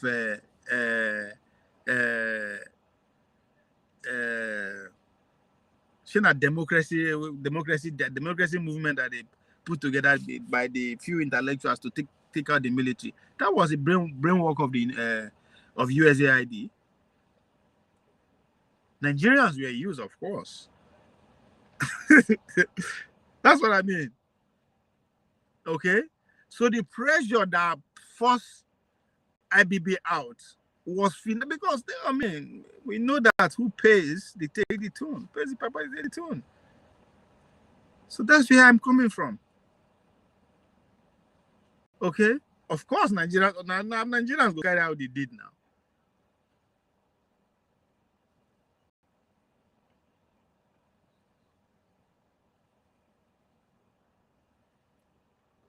Una quick they forget una beginning. That's my problem. You're quick to forget your beginning. Your beginning in 1960. That beginning was a brainchild, was a brain drain, was somebody else's adventure.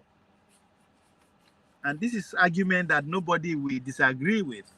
Nigeria was put together for a particular interest. The interest has not been broken. We have not left that interest. We are still there. Then you can't tell me there was the center. They will know, like, man, we have not voted against the interests that put us together yet. We have not fought against that. We haven't got out of that yet. A part of the country tried to vote out of that agreement. But of course, they didn't succeed. So, and there's no sign out there that there is an ounce, a move to get out of that cage.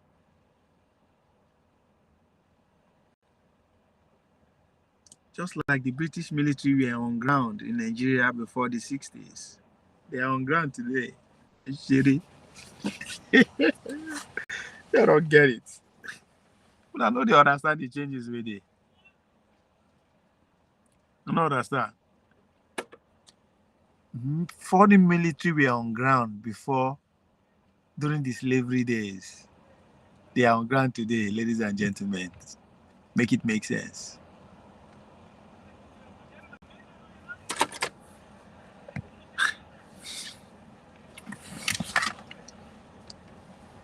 Oh, shit, oh, Jesus. Oh, money,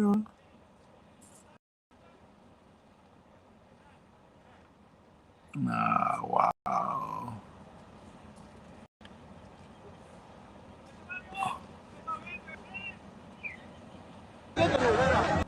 Where is my senator?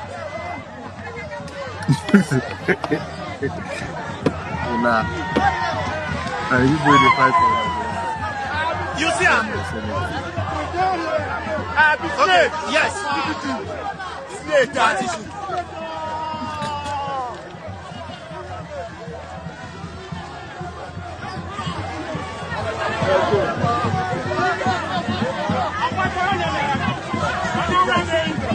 Peter for Nigeria.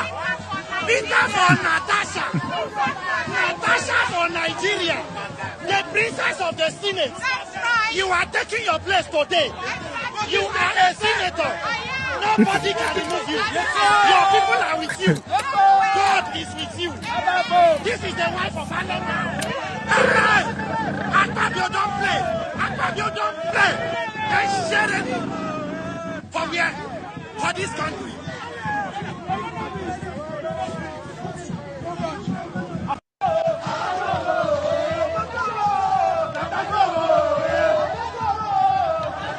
Akpabio, you lie.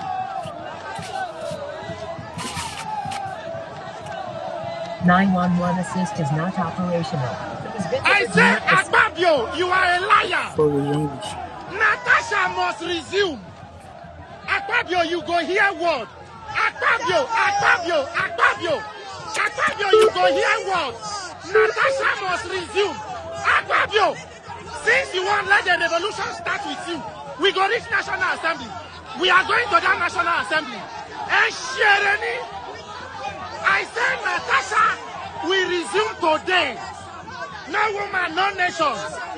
Mama P. Oh God.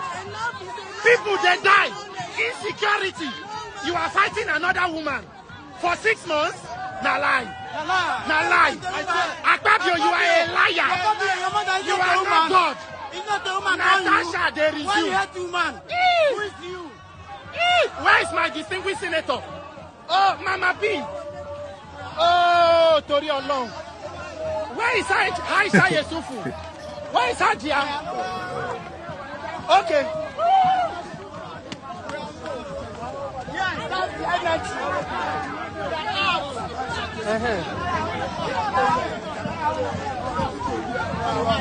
Hajia don't people leave distinguished because it's even causing more delay. That protocol. 3 arms of government, Tinubu, Wike, and Akpabio. You want to become oracle for this country? Everything plus electoral reform. Now there. Now we go sleep for National Assembly. Now we go sleep. Akpabio must hear word. Mama P. What the hell? Oh. Akpabio. Natasha must resume. Natasha must resume. For where? Oh. Where we don't pass, so my Tamabi, we are going, Transcorp, we are going to us National Assembly. Make everybody, they go there. Bandits, they do press conference or casino. You are not interested. Hunger, insecurity, unemployment, inflation.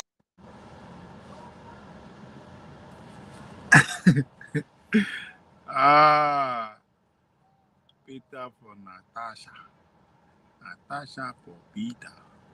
Natasha for Peter. Peter for Natasha.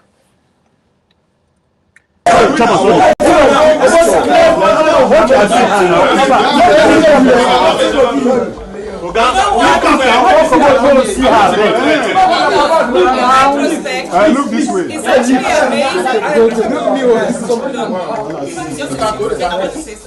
Just give her a chance. In retrospect, it's actually amazing how much we have had to face. Now let's give our public.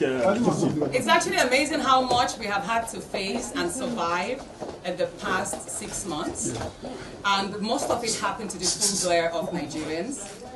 From the unjust suspension to the recall. We survived the recall.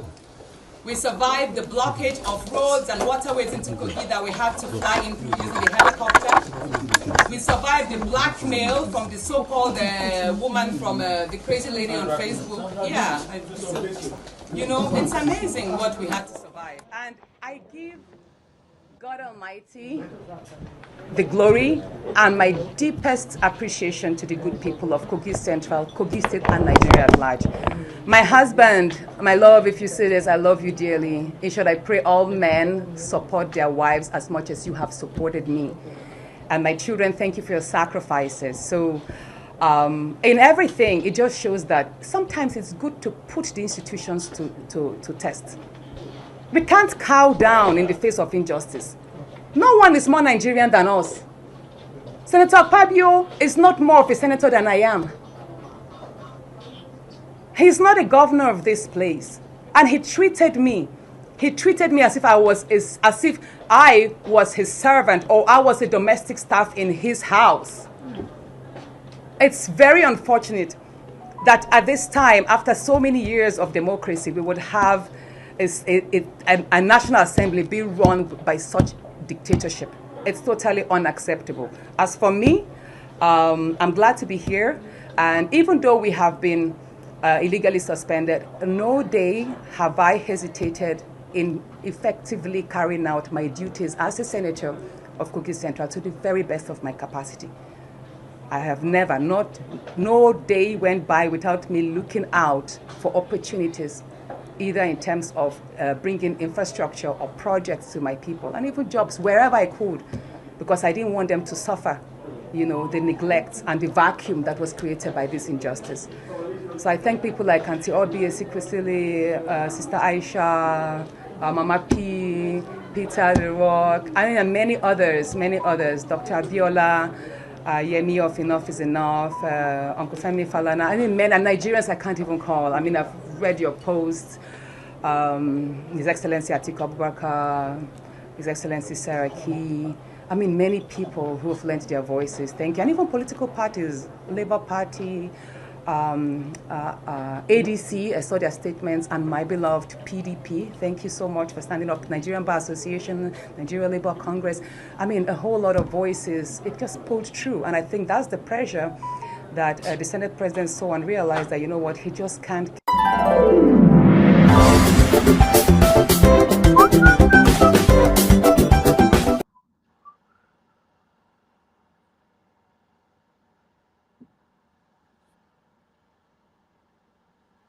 It's also important for the public to know that whatever decision we arrive at here is unanimous. And I recall the last decision we took, and which concerned one of our sisters here, the senior Senator Natasha Bochu-Duagan.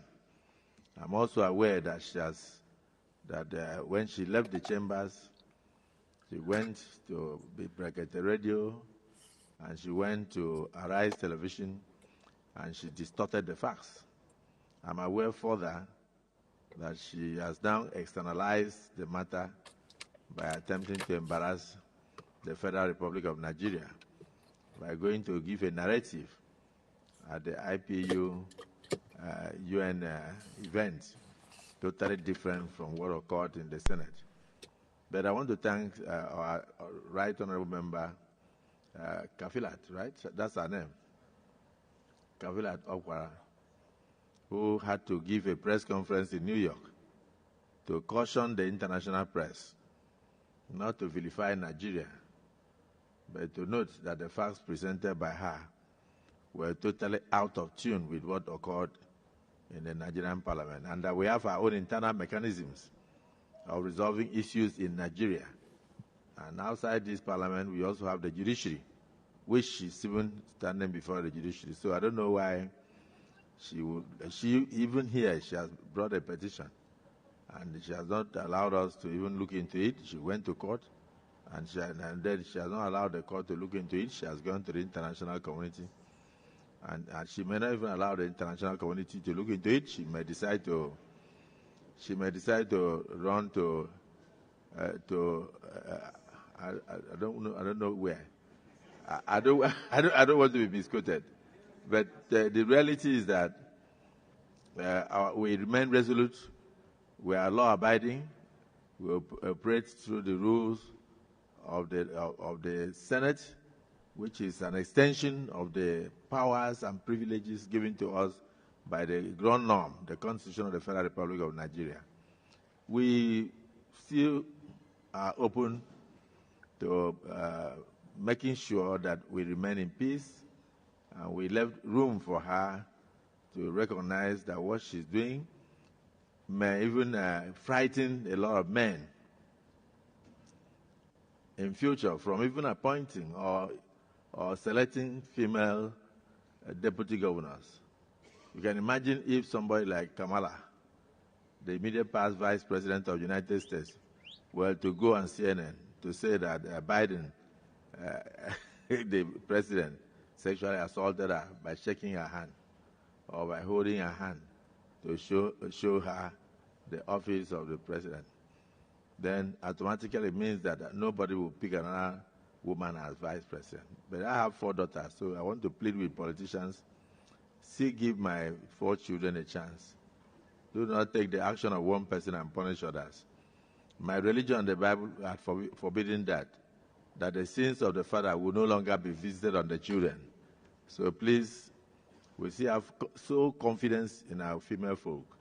In this 10th assembly of the Senate, we have only 4 women, and the 4 of them are all committee chairmen, intentionally, in order to give a voice to women in the parliament. So I thank you for this vote of confidence.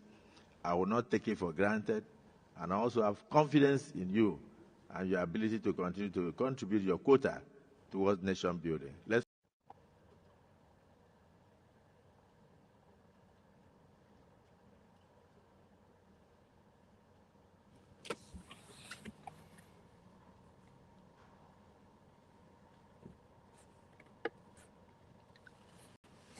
There are 2 questions, and I have a third issue that I think, Ruben, you need to address. But let me start with the questions you have raised.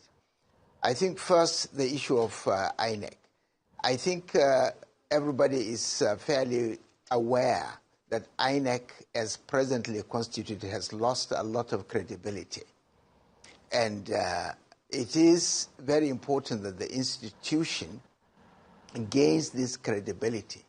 Otherwise, the stability of the country is going to be threatened, because when you have institutions that are not delivering, and especially a key institution like INEC, and if this failure continues, then it will erode not only, confidence in INEC, but confidence in democracy itself. And when that happens, you know the consequences. So let me come back to INEC. I think there are amendments that the whole country is waiting for. For example, that amendment, which I think late President Buhari refused to give assent to, which mandates INEC to use electronic electronic tools and to use technology in delivering the result, is still pending. But more importantly, why should the president, whoever is the president of the country, who is an interested party in the election, be the one to propose the head of INEC? I think late Uwais committee has made very good recommendations, which have been blocked by those who are interested in manipulating INEC. I think we have to rescue INEC by making sure that the head of INEC is not appointed by a sitting president who is going to be interested in election. So there are a number of things that needs to be done. I'm not sure there is sufficient time for us to raise that, but I think the key issues are 2. One, that INEC's credibility is at stake, and 2, we have got to insulate INEC from political interference. If that doesn't happen, then it is the democracy that is holding the country that's being actually run down. And when that happens, there are consequences. The second question, if I remember correctly, which you raised, is where do we go from here? Considering what former President Jonathan said. And I think it ties down with the issue that I really think you should be raising, because the whole gathering in Accra is around the crisis of democracy, that democracy is not delivering the expectations of the people. And in Nigeria, if you take the statistics from 1999 to date, that's about 25 years. If you take the indices of development, whether you are taking the paternal and maternal mortality rates, or if you are taking the GDP, the growth in the economy, if you are taking all the indices of development that you take, you will see that from 1999 to date, we've been going down the drain. In fact, the GDP for this year is said to be much lower, actually about less than half of what it was in 1960. In other words, this country, under this democracy, is actually going down the drain. And it is time to really ask, of what use, of what benefit is democracy if it cannot really deliver? Is democracy made for the people or people for democracy? If democracy is supposed to serve society, then it has failed in Nigeria. And it is time to start thinking of how do we really bring about a system that can work for us. I watched the debate from beginning to the end, and I was saddened by the fact that the elite that gathered there could not think out of the a box of Western frame of thinking. In other words, they were all, and especially the guest speaker himself, he was going round and round while admitting the failure of democracy. He was still saying that we should stick to democracy. And that doesn't make sense. I mean, you have admitted that this system has failed to deliver. And you are saying that we should still hang on to it.